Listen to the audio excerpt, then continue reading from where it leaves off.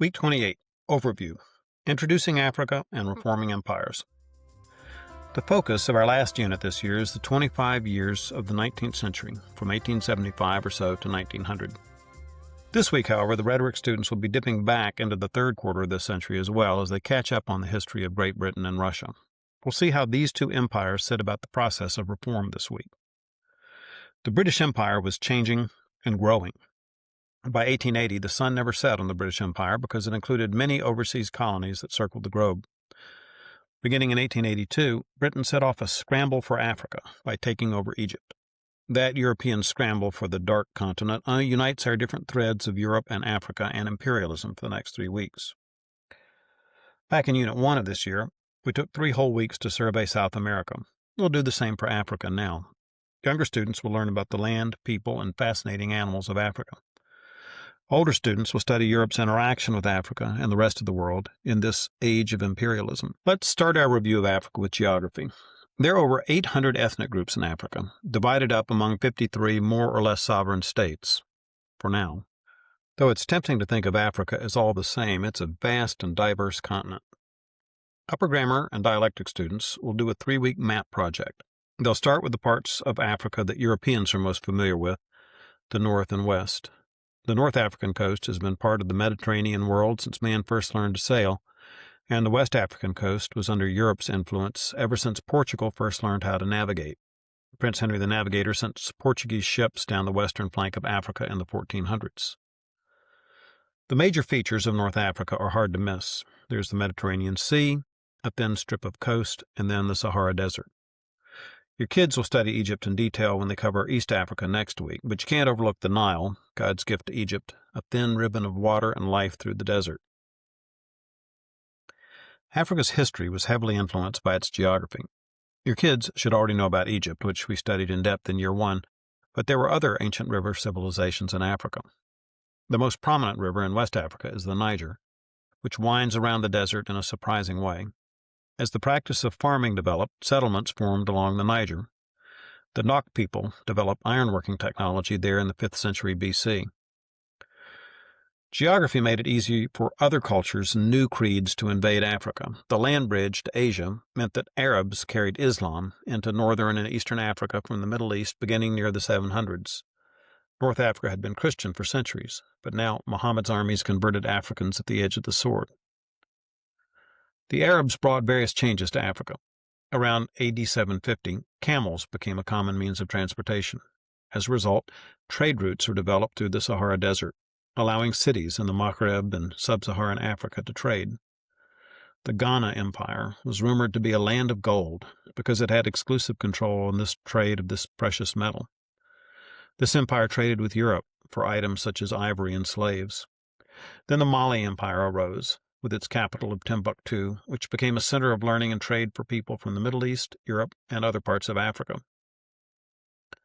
The Mali Empire began to wane about the time Europeans started sailing down the west coast in the 1400s.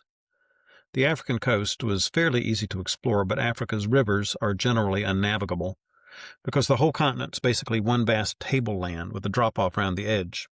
Although the interior of Africa has great rivers that can carry boats, these boats generally cannot reach the ocean.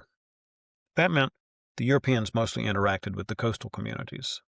The most valuable commodity the Europeans found among the west coast were human beings, so the African trade soon consisted largely of slaves.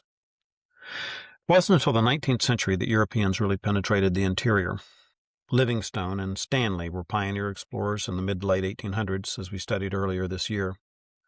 Once the interior lands were explored, Europeans scrambled for empire, partly as a result of industrialization and partly out of national pride or competition for power. We'll spend more time on Africa over the next 2 weeks. Let's turn our attention back to Europe for now.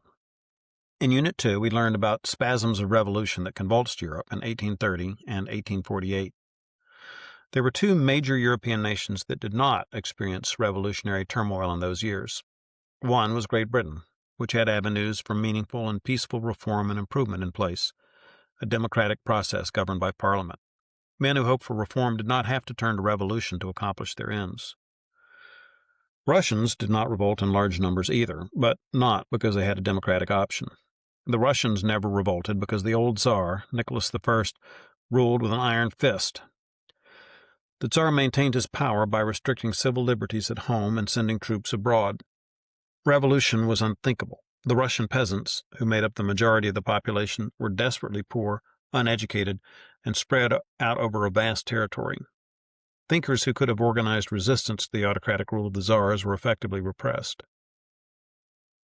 Russia's power grew as other empires faltered. As rising tides of nationalism undermined the old regime of Austria, Russia's sphere of influence expanded across Eastern Europe and Asia. That was part of the reason for the Crimean War. The other major powers of Europe began to worry that Russian expansion was altering the balance of power. Britain bungled that attack on Russia, but Russia fared even worse. The war revealed Russia's inner weakness.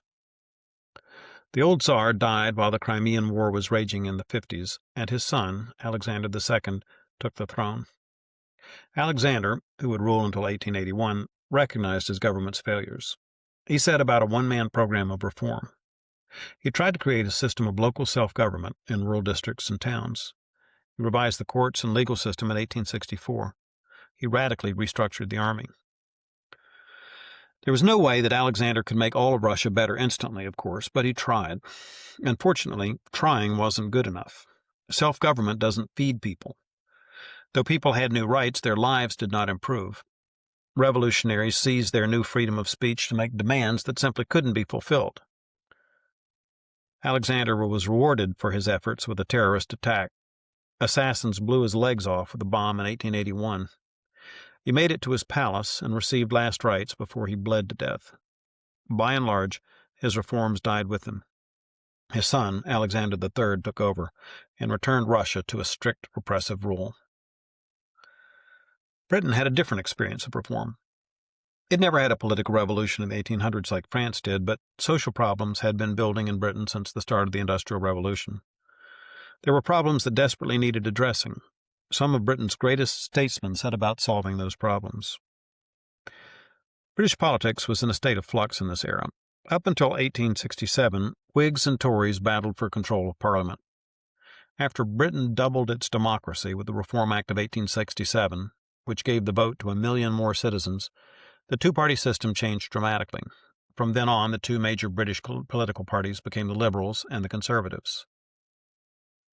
Control of Britain shifted back and forth between these parties, with one prime minister after another serving the same queen, Victoria, who reigned longer than any other English monarch. Lord Palmerston served as her prime minister through the Crimean War, followed by the consummate politician Benjamin Disraeli. William Gladstone, a sincere evangelical Christian who served the House of Commons for 60 years, was prime minister 4 different times. The fourth great politician of the times was the conservative Lord Robert Cecil, 3rd Earl of Salisbury. Your child should be working on a chart of these famous politicians as he reads this week. It'll show some of the reforms enacted by Palmerston, Disraeli, Gladstone, and Lord Salisbury. Have them tell you some of the important legislation they enacted in this era. Britain's reforms had a lasting effect, unlike Alexander's unfruitful efforts in Russia. Although the reforms in Britain and Russia had such different endings, both empires kept expanding. Great Britain built one of the most far-flung maritime empires the world has ever known, colonizing many foreign lands for the profit of the British nation. Russia slowly but surely expanded her borders on land to encompass one of the largest land territories in history under a single monarch. We aren't finished with Russia or Great Britain. Both of these great powers play a major role in the history of Europe and the world, but we'll save much of that story for Year 4.